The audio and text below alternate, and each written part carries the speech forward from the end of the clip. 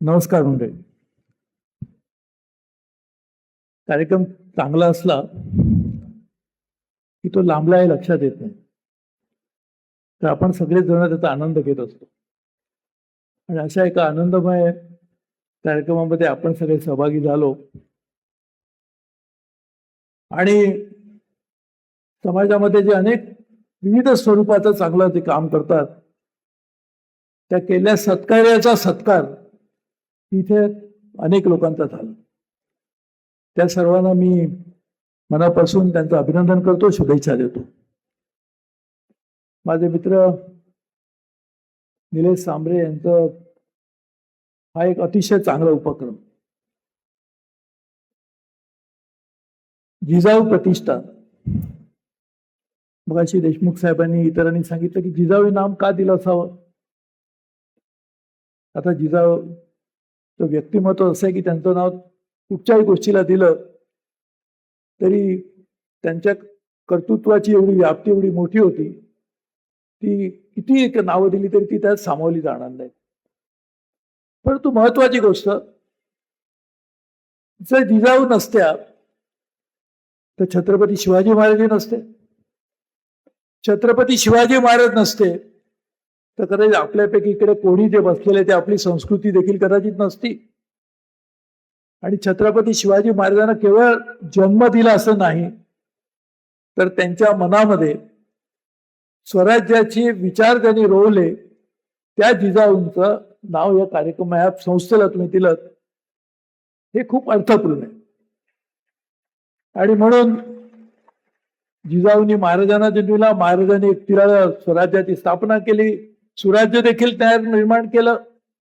आणि त्यांनी त्यापासून प्रेरणा घेऊन या संस्थेची स्थापना निलेश सांबरेंनी केली.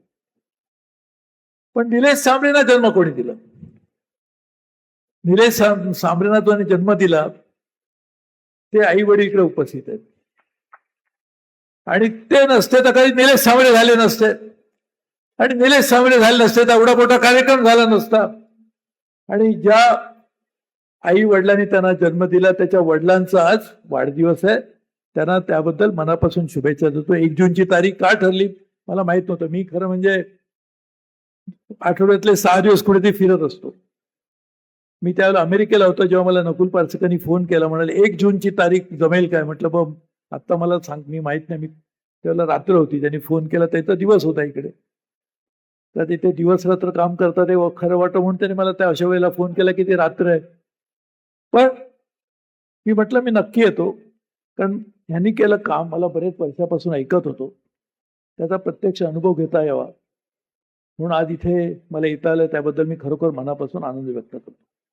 निलेशजी, तुमचं मनापासून अभिनंदन, भावी कार्यासाठी शुभेच्छा. आणि मला खात्री आहे की अशा तऱ्हेचं काम सातत्याने चालू ठेवलं तर आपल्यामधून अनेक नररत्न निर्माण होते. कोकणी माणूस हा खरोखरच प्रचंड क्षमतेचा माणूस आहे.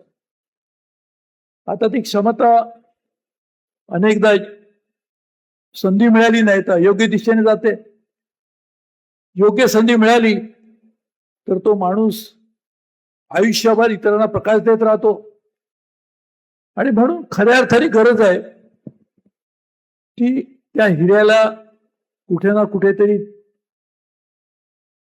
पॉलिश करून त्याच्यामध्ये असणारं तेज प्रत्यक्ष आणण्यासाठी कोणीतरी प्रयत्न करण्याची गरज आहे. आता हे काम कोणी केलं पाहिजे? खरं म्हणजे सरकारने केलं पाहिजे. सरकारची प्राथमिक जबाबदारी आहे. मी स्वतः 10 वेगवेगळ्या खात्यांचा केंद्रामध्ये मंत्री होतो, त्यामुळे मला सरकारची क्षमता माहिती आहे.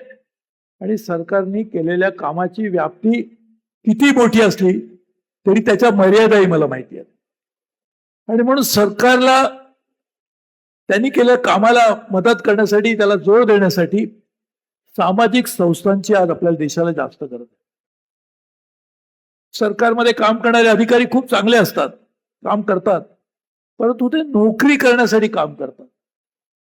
देशमुख साहेबांसारखे अपवादात्मक अधिकारी की जे स्वतःला झोकून देतात, नोकरी एक माध्यम ठरतं, त्यांचं लक्ष समाजामध्ये बदल घडण्याचं असतं, परंतु अशी माणसं सातत्याने मिळतातच असं नाही. सामाजिक संस्थांचं वैशिष्ट्य काय, तर ते कोणत्या कामाने काम करतात, तर कुठेतरी समाजामध्ये असणारे जे दोष आहेत, ज्यांना समाजात असणाऱ्या व्यक्तींना ज्या वेदना होतात, त्याची जाणीव त्यांना झाल्यामुळे ते काम करण्यासाठी त्यातून उद्युक्त होऊन ते कामामध्ये येतात. हा फरक असा आहे की आईने केलेलं जेवण आणि आपण कुठच्याही चांगल्या रेस्टॉरंटमध्ये जाऊन केलेलं जेवणामधला फरक आहे. खूप चांगल्या रेस्टॉरंटमध्ये गेलो, पैसे जास्त दिल्यानंतर कोण म्हणणार जेवण वाईट होतं, कारण किशाला तर आधीच कात्री लागलेली असते म्हणून आपण चांगलं म्हणतो. पण आई जे जेवण करते, बायको जे जेवण करते, बहीण जे जेवण करते, ते नवऱ्याला, भावाला, मुलाला एका निराळ्या तऱ्हेने आनंद मिळावा या भावनेतून जेवण करते, म्हणून त्या जेवणाला जास्त चव असते. म्हणून सामाजिक संस्थांनी केलं काम हे निराळ्या प्रेरणेमधून केलं गेलं असल्यामुळे त्यामधून मिळणारे जे रिझल्ट असतात, त्यामधून मिळणारी जी त्यातून उत्पन्न होणारी जी चांगली भावना असते, त्यामुळे समाजामध्ये खरा बदल घडू शकतो. आणि म्हणून आज आपल्याला खरोखरच सामाजिक संस्थांची गरज अशासाठी आहे की मी म्हटल्याप्रमाणे सरकारच्या मर्यादा आणि लोकांची असणारी गरज ह्यामध्ये खूप मोठी तफावत आहे.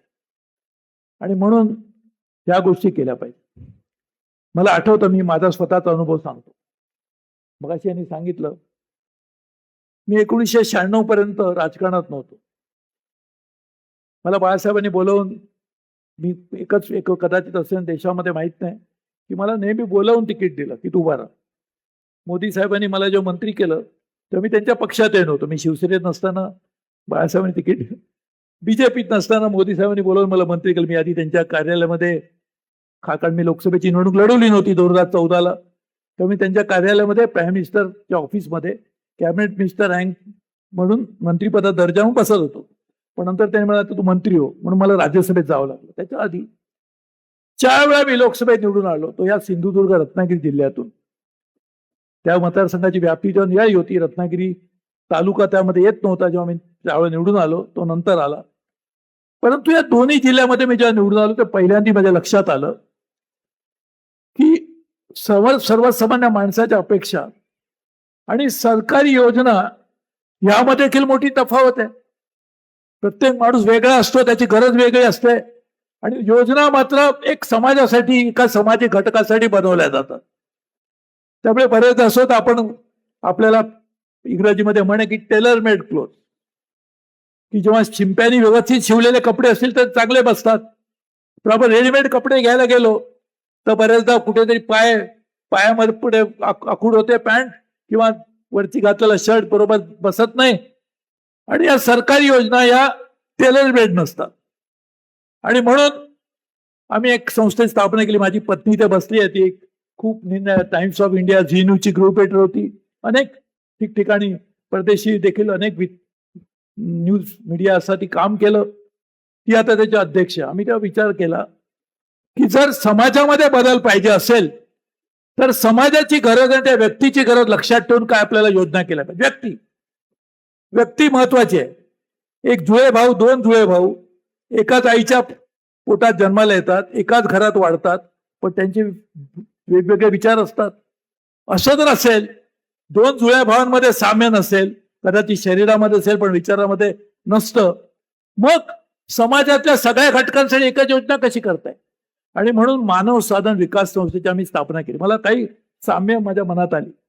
6 सामाजिक घटक ठेवले होते: महिला, युवक, मच्छीमार, शेतकरी, मागासवर्गीय आणि माजी सैनिक. मला आनंद होतो की निलेजी तुम्ही देखील या सगळ्याच लोकांसाठी काम करताय. आणि त्या 6 सामाजिक घटकांचं करण्यासाठी परिवर्तन केंद्राची कल्पना होती की सामाजिक परिवर्तन व्हावं. आज मला आनंद होतो, आणि त्यामध्ये परत 6 वेगवेगळे उद्दिष्ट होती: आर्थिक, सामाजिक, पर्यावरण, आध्यात्मिक, तो आता मगाशी देशमुख साहेबांनी सांगितलेला विचार, आध्यात्मिक, आणि त्याचबरोबर पर्यावरण अधिक शारीरिक आणि बौद्धिक. त्या बौद्धिक विकासासाठी त्यावेळेला अब्दुल कलाम साहेब, जे भारताचे राष्ट्रपती ते देखील कार्यक्रमासाठी आले होते उद्घाटनाला सिंधुदुर्ग जिल्ह्यात. मी सांगण्याचा उद्देश असा की हा जो विचार आहे की जर प्रत्येकाने असा विचार केला निलेश सांबरेंसारखा की मी स्वतःला आणखीन किती चांगलं करेन, मोठा होईन याचा विचार न करता ज्या माणसांमध्ये मोठं होण्याची क्षमता आहे अशा माणसांना मी जर मदत केली तर मी एकटा मोठा होण्यापेक्षा हजारो लोक मोठे होते आणि त्यामधून समाज खऱ्या अर्थाने पुढे जाईल. आज आपल्या पुढे 2047 साली विकसित देश बनवण्याचं स्वप्न किंवा लक्ष्य, स्वप्न म्हणण्यापेक्षा दोन्ही स्वप्न आणि लक्ष्य दोन्ही हे आपल्या देशाचे पंतप्रधान नरेंद्रजी मोदी यांनी ठेवले. मी अनेकदा लोकांना प्रश्न विचारतो की मी अनेक कार्यक्रम दिवसाला पुढे जातच असतो की विकसित भारत म्हणजे तुमच्या मनामध्ये काय. अनेक जण सांगतात, कालच एक कार्यक्रमामध्ये ऊर्जेबद्दल बोलत होतो तर अनेक जण सांगतात असं केलं पाहिजे तसं केलं पाहिजे. म्हणजे सगळ्यात महत्वाचं की देशाला विकसित करायचं असेल तर समाजाला विकसित केलं पाहिजे आणि समाज विकसित होणार नाही जोपर्यंत त्या समाजाचा महत्वाचा घटक असणारी व्यक्तीचा विकास होणार नाही. आणि म्हणून व्यक्ती विकासातून देशाचा विकास हा एक निराळा विचार आपल्या पुढे आणला पाहिजे. आणि तो करायचा असेल तर ते केवळ सरकारला काम करता येणार नाही, कारण सरकारच्या मर्यादा आहेत. सरकारच्या योजना एका प्रत्येक व्यक्तीसाठी करता येऊ शकत नाहीत, शक्यच नाही. आणि ते तर 150 कोटी लोकांसाठी तर शक्यच नाही. आणि म्हणून अशा वेळेला आपण जे काम करतात ह्या कामामधून खऱ्या अर्थाने व्यक्तीचा विकास आणि व्यक्तीला असणारी आपली क्षमता ही देखील त्याला कळेल. बऱ्याचदा काय होतं की मलाच माहित नाही माझ्याकडे क्षमता काय. आता ही लहान मुली तिने सुंदर चित्र काढलं, मला आधी खरं वाटलं नाही की माझंच आहे की काय, कारण तो चांगला दिसत होता. म्हटलं मला माहिती आहे मी एवढा चांगला दिसत नाही, चित्रात तरी चांगला दिसतं, कमीत कमी तेवढं तरी ठीक आहे. बायकोला ते दाखवून कदाचित मी लग्न केलं असेल, नाही तर तिने केलं नसतं. पण आज ही क्षमता आपल्या प्रत्येक व्यक्तीमध्ये असते जी आपल्याला जाणीवत नसते. तुझं आहे तुझं पाशी, पण आपल्यालाच माहित नाही माझ्याकडे आहे म्हणून. आणि ते करण्यासाठी रत्नपारखी लोकांची गरज आहे, जे निलेशजी तुम्ही करून दाखवतात. आणि म्हणून मला असं वाटतं की आजच्या कार्यक्रमामधून उद्याच्या काळात अनेक निरनिराळे व्यक्ती विविध क्षेत्रामध्ये आपलं नैपुण्य दाखवतील. आपली असणारी क्षमता त्यांना पहिल्यांदाच लक्षात येईल. बरेच असं होतं मला माहीतच नव्हतं, मला कळलं, आजच कळलं, आता मी करेन. आणि म्हणून हा तो सूर्यवंशी आता सध्या बॅटिंगमध्ये सेन्सेशन आहे, 12-14 वर्षाचा मुलगा आहे आणि प्रचंड काम करतोय. आता या सूर्यवंशीला कदाचित ती संधी मिळाली नसते, वडिलांनी मेहनत घेतली नसती, तिथपर्यंत नेलं नसतं, पटण्यापर्यंत तिकडे शिकवलं नसतं, तर सूर्यवंशी कोण आपल्याला कळलाच नसता. सूर्य आला असता, गेला असता, चंद्र आला त्याचाही गेला असता, आपल्याला सूर्यवंशीचं नावही कळलं नसतं. पण त्याला ती क्षमता योग्य वेळेला कळण्यासाठी त्याच्या वडिलांनी मेहनत घेतली आणि तो आज सूर्यवंशी आज एक चमकता तारा आपल्या सगळ्यांच्या समोर आहे. निलेशजी तुम्ही देखील तेच काम त्या सगळ्या मुलांना, तुमची स्वतःची बायोलॉजिकल मुलं नसतील, तुमच्या पत्नीच्या पोटी जन्मालेली मुलं नसतील तरी देखील तुम्ही त्यांना आपली मुलं मानून त्यांचं पुढे कसं कल्याण करता येईल पाहतात. आणि म्हणून त्यासाठी मी तुमचं मनापासून अभिनंदन करतो. मला पूर्णपणे खात्री आहे की आपला देश आणि खास करून देशाचा खूप आपण देशाचा विचार केला तर कदाचित गावाचा विचार होत नाही आणि कुठं गावापुरताच मर्यादित राहिलो तर आपल्याला आवश्यक असणारी दृष्टी मिळत नाही. म्हणून दोघांचा विचार एकाच वेळेला केला पाहिजे. पण सुरुवात करायची असेल तर ती ग्रामीण भागातूनच केली पाहिजे. आणि त्यासाठी कोकणातले हे आता जिल्हे वाढले, परंतु कोकणातली जी सगळे जिल्हे आहेत, तालुके आहेत, त्या कोकणामध्ये राहणारी जी माणसं आहेत त्यामध्ये प्रचंड क्षमता आहे आणि ती क्षमता आपण प्रत्यक्षात नेण्यासाठी सगळ्यांनीच व्यापक प्रयत्न केले पाहिजेत. मला पूर्णपणे खात्री आहे की ते केले तर कोकणी मागासले राहायला म्हणून आपल्याला प्रत्येक कुठच्याही भाषणामध्ये आमच्यासारख्या लोकांना बोलायची गरज लागणार नाही. आणि म्हणून या आजच्या कार्यक्रमात मी पुन्हा एकदा निलेशजी, तुमचे वडील भगवानजी, तुमच्या आई या सगळ्यांना मनापासून धन्यवाद देतो. या जिजाऊ प्रतिष्ठानमध्ये काम करणारे, जिजाऊ शैक्षणिक सामाजिक संस्थामध्ये काम करणारे जे सगळ्या अनेक व्यक्ती असतील त्या सगळ्यांना देखील मनापासून धन्यवाद देतो, त्यांचे आभार मानतो. आणि मला पूर्णपणे खात्री आहे की हाच उपक्रम आणखीन अनेक लोकांनी जर केला तर आपल्याला खरोखरच पुढच्या काळामध्ये एक चांगलं भविष्य आपण घडवू शकतो. मी एक शेवटची गोष्ट सांगतो, कारण निलेशजींनी त्याचा उल्लेख केला. इथे पहिल्यांदा सत्कार केला ते सगळे कॉन्स्टेबल होते. निलेशजी तुम्ही म्हटलं ते खरं आहे की कदाचित IPS अधिकाऱ्याला पण सत्कार केला पाहिजे, पण आपण एक लक्षात ठेवलं पाहिजे, आमचे देशमुख साहेब IAS अधिकारी आज एक IPS आणि 10,000 पोलीस कॉन्स्टेबल 10,000 असतात, तो एक IPS ऑफिसर असतो. दोघांची गरज आहे. तो IPS असेल तर 10,000 एक शेवटी सैन्याला नियंत्रण करणार एकच असतो. एकच शिवाजी महाराज होते, आज देखील जनरल कमांडिंग ऑफिसर एकच असतो. परंतु जे आपले जवान ज्यांना म्हणतो ते किती असतात? लाखोच्या संख्येने आहेत आपल्या देशामध्ये. बाकीच्या देशात कमी संख्या आहे. परंतु आपल्याला पुढच्या काळामध्ये केवळ IPS, केवळ सरकारी नोकऱ्या इथपर्यंत मर्यादित राहून चालणार नाही. कारण या नोकऱ्याच उद्या अस्तित्वात नसतील. आज देखील त्याला आपण आर्टिफिशियल इंटेलिजन्स म्हणतो, त्यामुळे देखील अनेक नोकऱ्या असणाऱ्याच नष्ट होण्याची स्थिती निर्माण झाली. स्थिती नाही, प्रत्यक्ष वस्तुस्थिती आहे. मग अशा वेळेला मुलांनी काय करायचं? केवळ नोकऱ्यांच्या मागे जायचं, मागच्या पिढ्यांनी पाहिलेली स्वप्न पुन्हा एकदा पाहायची, की आपण निराळ्या दृष्टीने पुन्हा एकदा नवीन विचार करून पुढे जायचं?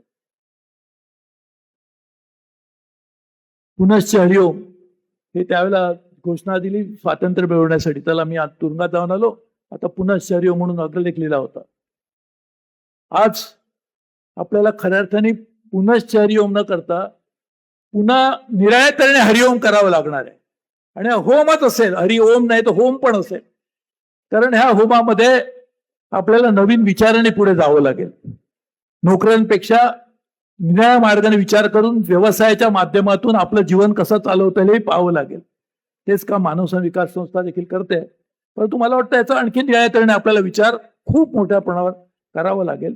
आणि त्यासाठी देखील माझे मित्र निलेशजी तुम्ही काम करताय, मला माहिती आहे की व्यवसाय प्रशिक्षण देणं, या गोष्टी करणं, मला वाटतं उद्याच्या काळामध्ये सगळ्या माझ्या खास करून कोकणी बंधूंना आणि भगिनींना मला विनंती करायची की आपला विचार बदला. नोकरीसाठी केवळ आपण जाऊन आपलं जीवन घडू शकेल हा मनातून विचार काढला पाहिजे. कारण उद्याच्या काळामध्ये नोकऱ्या असतील तर त्या निराळ्या स्वरूपाच्या असतील. जर नोकऱ्या नसतीलच तर आपल्या नोकऱ्या मिळणं शक्यच नाही.